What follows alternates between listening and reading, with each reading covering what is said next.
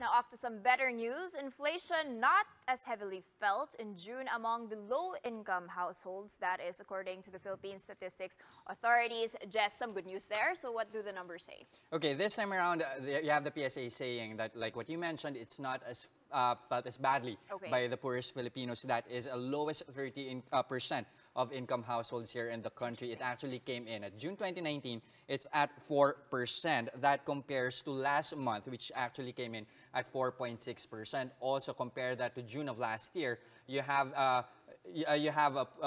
inflation among the poorest Filipinos coming in at 6.7%. Now, that 4% that we registered in June actually is the slowest in 18 months. Wow. Now, that also compares to the headline CPI.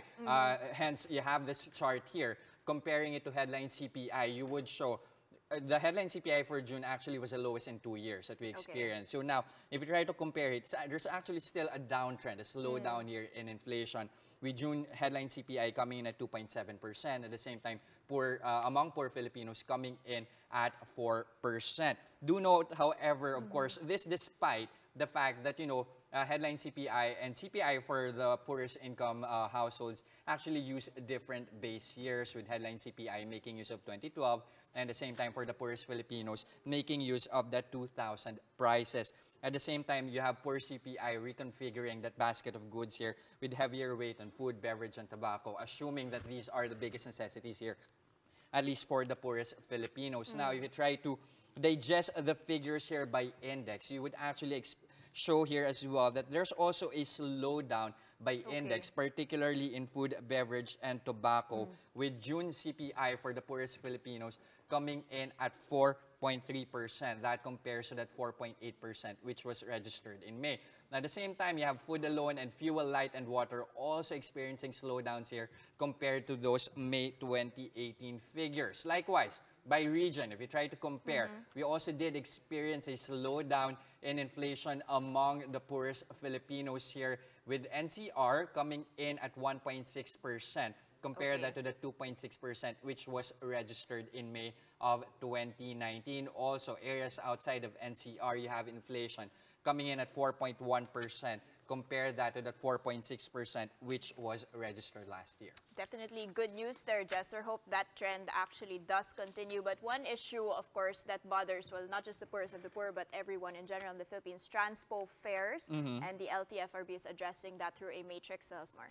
That is right. So they have come up with a formula or a matrix to actually do away with the need for regulatory approval whenever a price adjustment is needed, especially for the transport sector. So it's now under Memorandum Circular number 2019-035. So what does it say? It actually makes use of inputs from the Department of Energy on fuel pump price data, as well as it assumes that the share of fuel in terms of operators' cost is actually at 35%.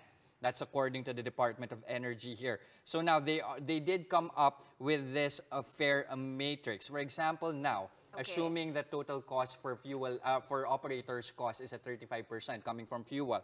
If right now costs at 9 pesos for the first 4 kilometers, and then you have an additional 1 peso and 40 centavos per succeeding kilometer, should fuel increase from its current price of 50 per liter, and should it increase to 55 pesos per liter, they are saying that adjusted fare would be at 9 pesos and 315 centavos for the first 4 kilometers, and there would be an adjustment of close to 1 pesos and 50 centavos per kilometer. So the whole idea behind this for the LTFRB is that it makes things automatic.